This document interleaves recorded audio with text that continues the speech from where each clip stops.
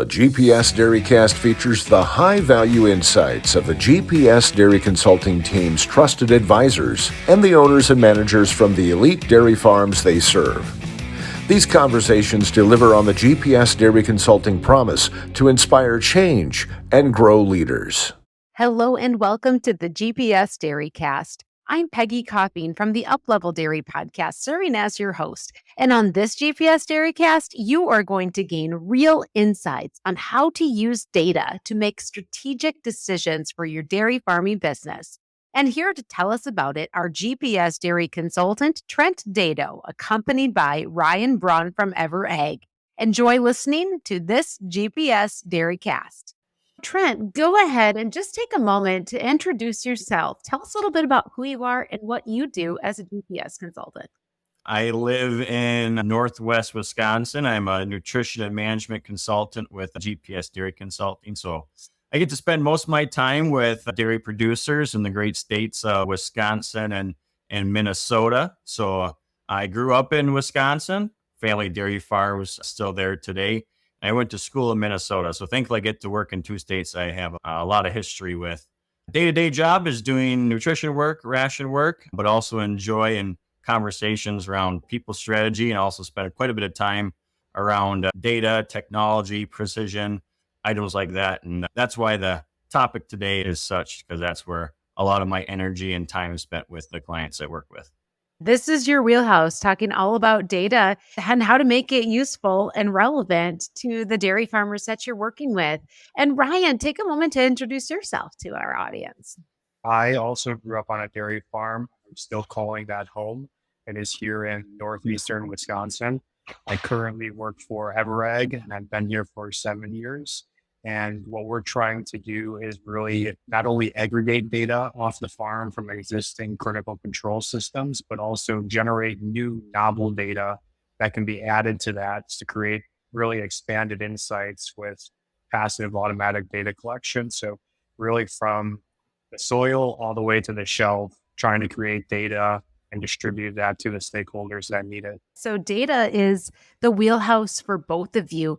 And now, Trent, as a GPS consultant, you are out there, boots on the ground, every single day, having conversations and working alongside dairy producers, not just as a nutritionist, but as you said, your passion is really digging into the subject of data and how to help your clients make informed decisions for the health of their cows and also the health of their business. So in your experience, where do you believe is the greatest untapped potential for dairy producers to use data they're collecting to make strategic decisions that could benefit their bottom line? Good question. And I might actually take a step back too to explain a little bit why I invited Ryan to be on the podcast with me here today, because he and his company's services are a big part of where I see data going and making strategic decisions on dairy. So EverAg and GPS have partnered up doing several different projects, and one is around a dashboard project. So integrating important data from different sources, being milk processor, herd management software, feeding software, weather, items like that, integrating that into a single pool. And that's actually where I see the most strategic decisions stemming from, is from that integration of data. So before working with EverAg, the tools they have there, that's actually what the basis of my time was spent with dairies, is trying to understand better the data sources that they have. The main ones being that herd management software and feeding software, and then milk weights. So to me, one of the biggest opportunities, and is often missed on a surprising number of dairies, is the simple collection of how much milk that we ship every day and the quality of that milk. So one of the first things I do, and this is an absolutely free way to do what you could spend a lot of money doing, but is simply creating an Excel spreadsheet or a Google sheet or whatever you want, and recording on a daily basis how much milk you shipped, what the fat and protein of that milk are, and how many cows contributed to that milk. So you can really start to understand on a daily basis what your milk production is. So this sounds like a very rudimentary task and like the basic level of data collection.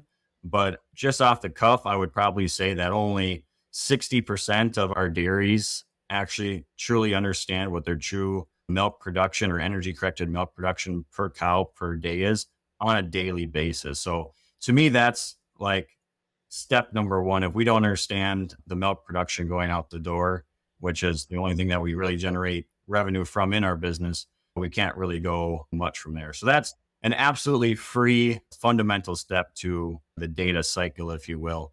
But I'd be interested. Obviously, that's a pretty basic one to see if Ryne had any comments on that or similar struggles with integration and simple data sources. Yeah, especially like you said, Trent, just being able to take that information from your portal or from the milk cart that's being left at the dairy when that truck leaves the farm, putting that into a spreadsheet, knowing how many cows were in the tank that day is definitely the most critical number you can get. And then as you progress towards that, exporting data from other systems, you don't want to do a lot of Excel gymnastics every day. But you're right, that is really the first key step you can take.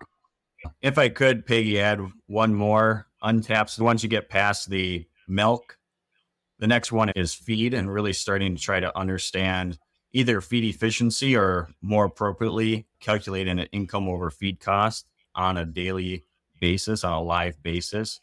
Because really, once you account for your largest income source and then your largest expense source, you can really start to gauge the financial health of your business on a consistent manner. So to me, it's surprising. I don't think a factory would operate without knowing how many units they produce and the cost it took to make those goods, the cogs of those goods. To me, getting a live or a daily income over feed cost is actually embarrassing how we haven't got there yet as an industry. But that's really where it gets challenging too, Trent, where now you're talking about three different systems that have to talk to each other. The data from the milk processor portal, the data from the feeding system, and then the number of lactating cows that went in the tank from the herd management tool. So now we start getting pretty complex, and automation could be very helpful here. Part of the issue too is the way that the costs or dollars flow through a dairy does not necessarily bode to having an easy way to calculate income over feed cost. So as an example, when you buy feed, let's say you buy a soybean meal, that cost comes in on that day or that feed comes in that day, but is spanned or fed over a larger span of time. So understanding how that cost is attributed to the different types of milk, for example, is one. The other one, especially for larger dairies that are shipping milk around the clock, is understanding how much milk was actually produced that day. Because when you have 6-7 loads of milk leaving the dairy, it might not be that milk that was produced on this day was shipped or received by the processor on the same day. I understand the intricacies might make the bold statement around the embarrassment of not having a live income over feed cost. But still, I think that one's a pretty big untapped potential. Trent, what I'm hearing from you is that one of the greatest opportunities is to get the basics down first and to really understand, as you said, and get a good hold on those two key elements, the biggest income generator and the biggest cost sector of the dairy. So milk produced, and then also that feed piece, income over feed costs on a daily basis. But as Ryne alluded to here, there are some complexities that get added into being able to take that information and integrate it with what else is out there. And Ryne, I want to turn over to you for a moment because through your role with EverEgg, you are on these front lines of the cow side data collection. In fact, you're doing some pretty crazy and wild things with Canthus and with this computer visioning that's right in the barn. These are the more advanced types of technologies and data that are out there, but you also get this wide angle view of how the dairy supply chain is using data to up their own operational efficiencies and transparencies. So give us a bit of the inside scoop here. What are you seeing with processors, suppliers, and distributors and how they're using data throughout the supply chain and bringing that back to the farm level? We definitely are trying to get more involved inside the farm gate with new technologies, not just reiterating old technologies like Canthus being computer vision, but beyond the farm gates, that really is where EverEgg has the biggest footprint. We've been around since the early 2000s, trying to establish these critical pieces from the farm gate all the way to the plant. So this data is collecting the information from the bulk tanks, how much milk was shipped, taking the samples, getting those directly sent to the laboratory, and then providing those results back to the farmer as fast as possible. As Trent was saying, for the feed efficiency, to even make that near real time, you have to get that data back from the plant for raw milk, the pounds, for the energy corrected, the components. So the faster EverEgg can facilitate that data transfer from the laboratory back to the producers with our producer portal is really important. And then once we start analyzing that data, like Trent said, trying to make sure we can either smooth out the number of milk loads that were shipped or understanding how much was produced in 24 hours, that's when we can start layering on top the feed costs and all of those different aspects of what it took to create that milk. Trent, what would you add to that from what you see? It's funny how often myself and dairies I get to work with forget about the milk once it's in the tanker, once it's left the driveway. So it's often a back part of our mind what we actually rely on in terms of data coming back from the processor. So like Ryan said, the data coming back from the processor on a timely matter is huge, but I'd also add to that the accuracy of that data. One thing that I think we often overlook is the type of variation that we see in our component values, for example. I'll often have dairies pull up their portal or their milk sheet and they'll show me, hey, look at this. And they'll show me a fat test that was at like 8 or 9%, something that's obviously a mistake.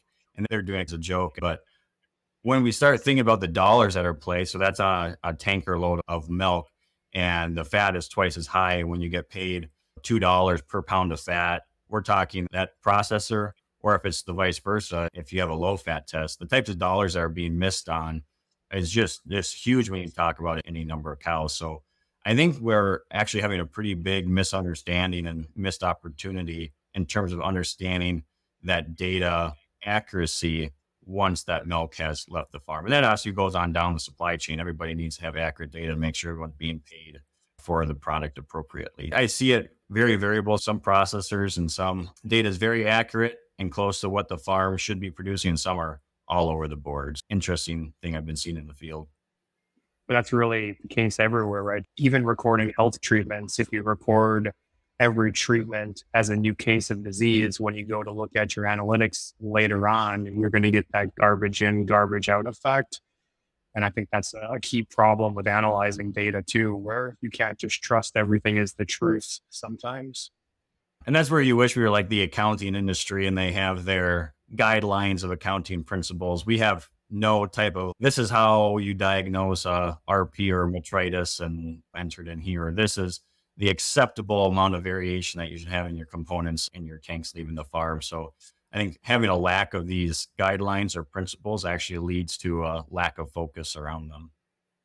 I think also this is where the sensors, the collars and the pedometers, and also the computer vision comes into play, where not to say you won't have anomalies, but the data generated passively and objectively, not by humans entering it into a computer, that's really where we start to see the most accurate data, where we can trust that what was being recorded is binary. A computer was able to calculate it, and they said, okay, this is what we saw.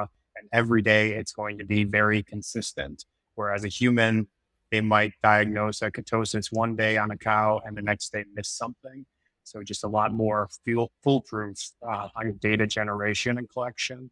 Could you explain that? I think using Canthus as an example of like low feed bunks or something and comparing Canthus observation of a low feed bunk versus a human and what the differences might be in terms of the accuracy of the data.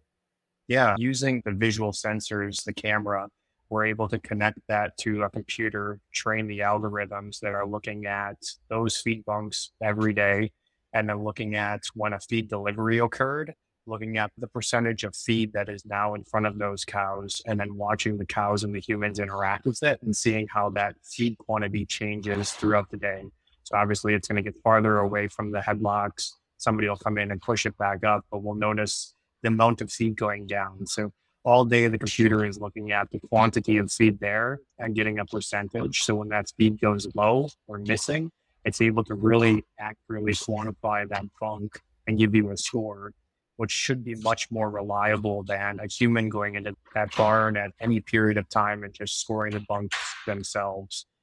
whether that's a different person every day or they're just having a bad day or trying to go too fast. This is something that's a lot more consistent.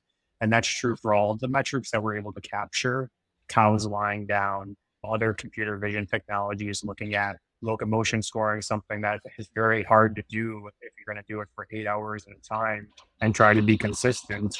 And from one day to the next, we'll actually grade the same cows differently, whereas the computer vision is almost spot on every day. So that's really where that consistency and objectivity comes in. So, Trent, as you hear Ryan just really elaborate for our listeners about the potential of something like computer visioning through Canthus, how exciting is it for you to see a future in dairy where it's this computer visioning and other technologies that could provide some really accurate data that's relevant to cow health and also can be transmitted back to the bottom line? It's really exciting and intimidating and overwhelming kind of all at the same time, especially now where we have such a range of adoption of these technologies too. We have dairies yet in the US, and again, I'm not picking on anybody here, but that are bull bred, very little use of herd management software. They still use paper batch sheets out in the feed wagons. We have that all the way to Canthus, computer vision, robotic rotaries, sort gates, the whole 9 yards. So to me, there's an overwhelming amount of conversation that needs to be had by dairies as they make the progression forward. Because I do see a day where, we continually to adopt these technologies as they become better understood in terms of what their return are and how dairies can use them. One thing about a lot of these technologies is that they rely on the efficiency of labor or the elimination of labor. But oftentimes when we implement a technology, we'll just say that we implement a feeding software, for example, that, maybe the feeder becomes more efficient, but it's not like you're able to fire the feeder altogether. It's not like the feeder is going to be willing to be paid for an hour less of time just because he has feeding software now. So there's a lot of these technologies that we have to better understand how they're going to impact beyond just the financial or just beyond the labor efficiency side of things, because until you're able to eliminate a position and that you actually are going to eliminate the position, the return is going to be minimal. So I think the technologies and the improvement in data that actually results in direct increases in performance will be those first ones to be adopted on a wide basis. And Trent, I want to just tap into your extreme knowledge and expertise of seeing technology applied at the farm level in the work that you do. What technologies that you see on dairies are you seeing really being the best return on investment or the best potential for a long-term ROI?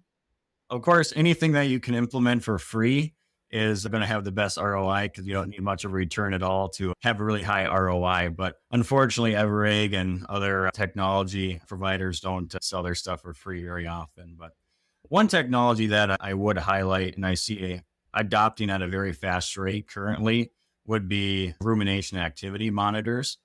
So I think when these types of systems first came out, they were just a cool niche that could help you breed more cows without the use of off-sync type programs, or could help find that sick cow a little bit faster. But what I start to see happen more and more is that we're able to use this technology to be able to manage a greater number of cows with less people and with impacting the cow less. For example, normal fresh cow routines include locking up the fresh cows for an hour at a time and take 1 to 2 guys to run through the fresh cows and do a bunch of temperature checks and palpate a bunch of cows, do the full routine.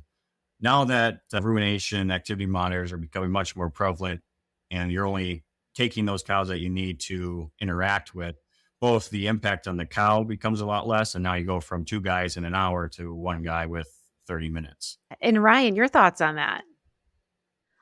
Yeah, I think that's definitely key. And what we see a lot of our clients trying to reduce is that headlock time, trying to make sure that those cows have the most time possible to choose what they want to do and not be locked up for chores or vet check, and really trying to expedite that. So what you're saying, Trent, I don't think it's a direct ROI that you're able to correlate directly to pounds of milk in the tank. But if the employees are more efficient, they can get more done with interrupting the cows less. I think that's really where we see efficiency score.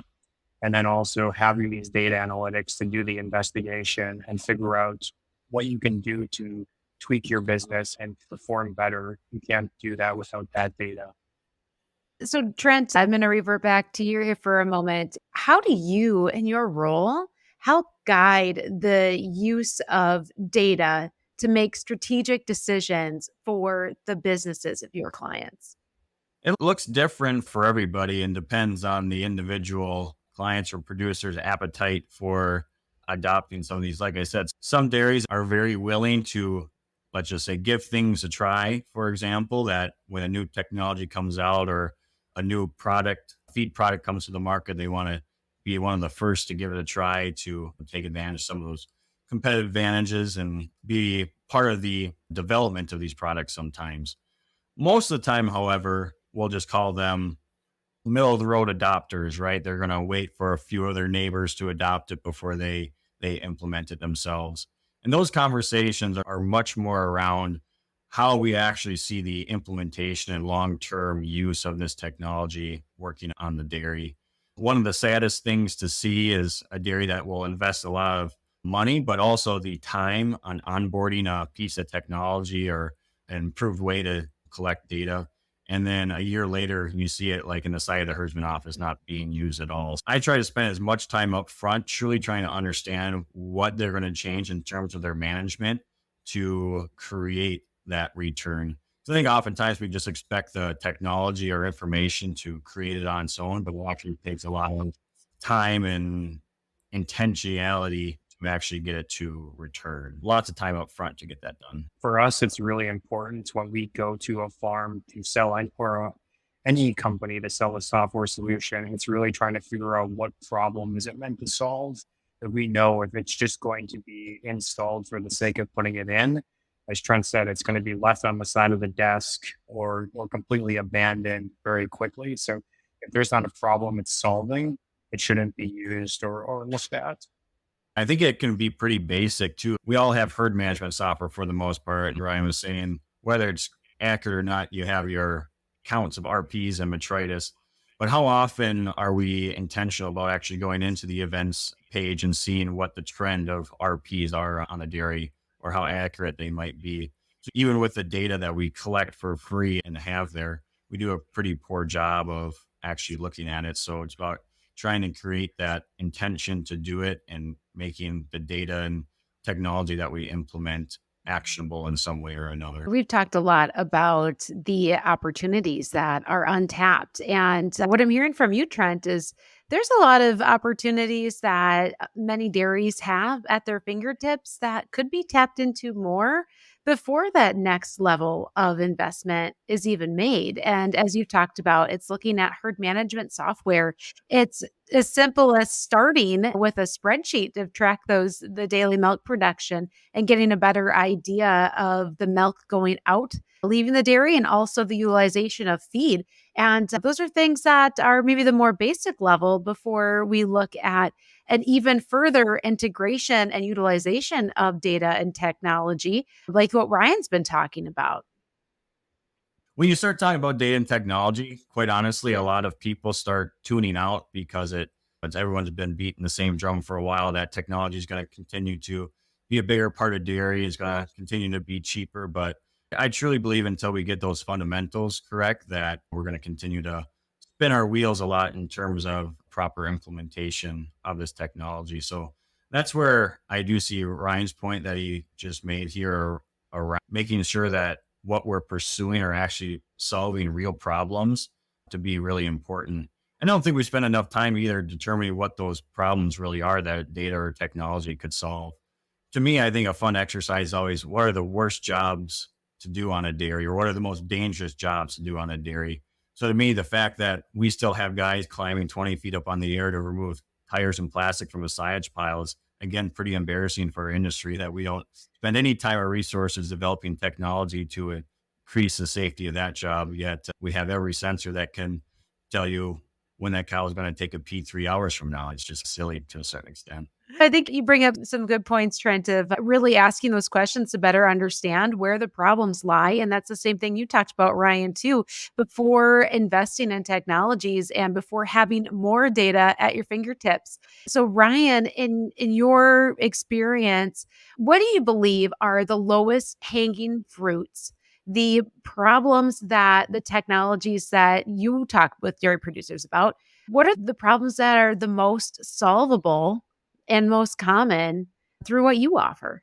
So I would say, I mean, it's really variable, but I would say what we try to do is get people to look at year over year or period over period comparisons and see what has the biggest deviation over that time frame. So if you're looking at your farm and pregnancy rate went down 5% year over year and somatic cell is up 61% year over year and everything else is flat, I think you have a pretty good idea of what two things you should focus on in the next year to try to get back to your target performance, and then look at technologies or labor protocols that can improve that. So if it is something with feed availability, maybe that's where the farmer would look at Canvas. If it's something with somatic cell, maybe it's in improving the labor and the bedding area. But I really think each farm has to start out with what are the metrics that are important to us, and then look at the deviations and then figure out the levers that you can pull,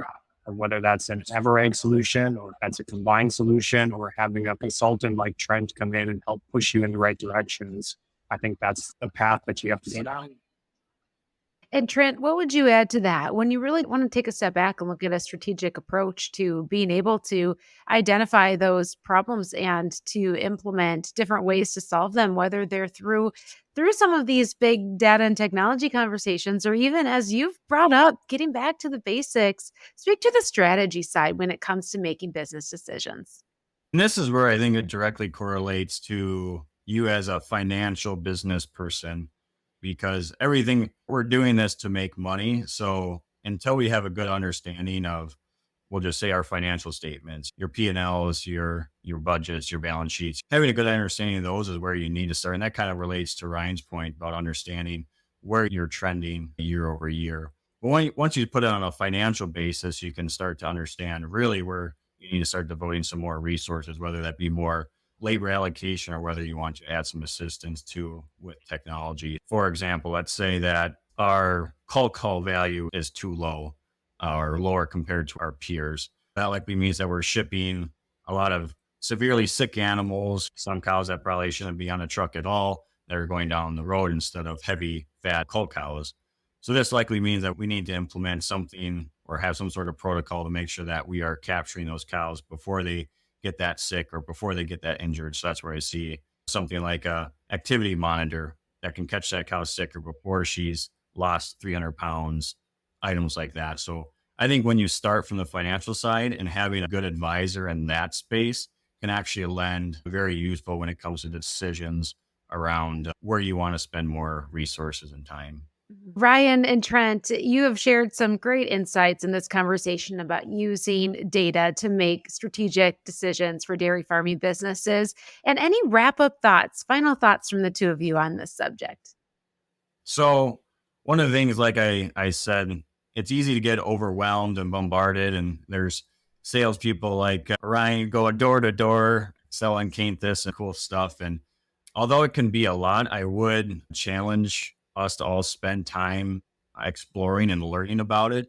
Because although it might be difficult to find the return or the spot on the dairy for a tool right now, as we continue to grow our businesses and the dairy industry evolves, likely all these technologies, computer vision, machine learning, all those buzzwords are going to become integral in terms of our business. So spend some time now. You don't have to spend 4 hours a day exploring all the new technology, but when you have the opportunity, take them up on it and learn a little bit about what's coming.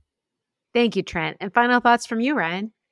Yeah, I think same as what Trent said. I think you have to have a purpose for implementing something, and you have to make sure that these systems are going to talk to each other and be able to work with your employees. Because otherwise, if you have data that's all siloed and you're not able to do these analytics easily, you're just going to end up frustrated. And if the employees can't interact with the tools on a daily basis and get the value out of them, you're going to end up in the same place. So definitely look for tools that are easy to use, that are working with other companies, and really are solution driven and solve problems rather than just cool new tech that may or may not help your business. Thanks for those final thoughts. And one of the common themes between the two of you and what really comes out in this conversation is that both of you understand dairy, understand it at the farm level, also see the potential for where technology could take the decision-making process, but want to make sure that those decisions are practical and profitable. And so as we wrap up our conversation today, Trent, as a GPS dairy consultant, I just want to take a moment to revisit with you the mission of GPS, and that's to grow leaders and inspire change. How do you hope that you are doing that with your clients, with the expertise you bring in, not just on the nutrition side, but on these bigger conversations that really affect their business, their bottom line, and the health of their cows? I think the space of data and technology is a space where requires a lot of leaders and requires a lot of change. Let's just take a simple implementation of, we'll just say, a feeding software. That's a big change of itself, right? Going from batch sheets, which you've used for decades, to a computer-based software that you have to learn to trust. And you also need a leader that's going to actually take charge of it and implement it. So my job with GPS and working with my dairies is to keep people sane during these transitions, so I can help bring ideas and help coach those leaders that are going to be implementing these types of things. But yeah, it's about being there for the client when changes arise and guiding through some cool new opportunities. And those opportunities are just opening up as what the future can hold for technology to be a part of making strategic decisions with data in our dairy farming businesses. Trent and Ryne, thank you for jumping on with us for the GPS DairyCAST. I'm your GPS DairyCAST host, Peggy Coffeen from the Uplevel Dairy Podcast. Thank you for listening. The GPS DairyCAST features conversations that deliver on the GPS Dairy Consulting promise to inspire change and grow leaders. If this GPS DairyCAST has you looking for more ways to become an elite dairy producer, find more information in our show notes on how you can add a GPS advisor to your team. And you won't want to miss the GPS Dairy Leaders Forum, an exclusive leadership event with 2 days of learning and networking, more than 20 world-class speakers, and 9 interactive breakout sessions. The 2023 Dairy Leaders Forum will be December 5th through the 7th at Mystic Lake Hotel in Prior Lake, Minnesota. Inspire, dream, learn, do, and become more. Find forum details in the show notes.